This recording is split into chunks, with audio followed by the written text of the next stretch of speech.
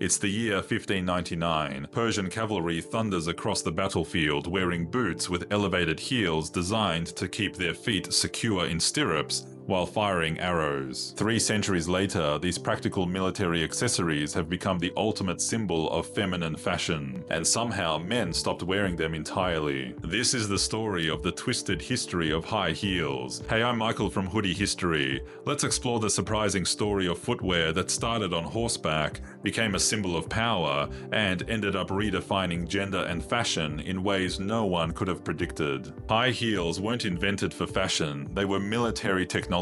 Persian cavalry in the 10th century developed elevated heels to lock their feet into stirrups while firing arrows on horseback. The heel created a secure platform that prevented riders from sliding out of their stirrups during combat. This innovation spread throughout the Middle East and eventually reached Europe through trade and military contact. European cavalry adopted the design, recognizing its practical advantages for mounted warfare. Heels literally kept soldiers alive in battle. Wearing heels became associated with horsemanship, military prowess, and aristocratic status, all exclusively masculine domains in medieval and early modern Europe. When Persian diplomatic missions visited European courts in the early 1600s, their elevated footwear caused a sensation among fashion-conscious nobles. European aristocrats began wearing heels as symbols of wealth, power, and exotic sophistication. King Louis XIV of France became history's most famous male heel wearer,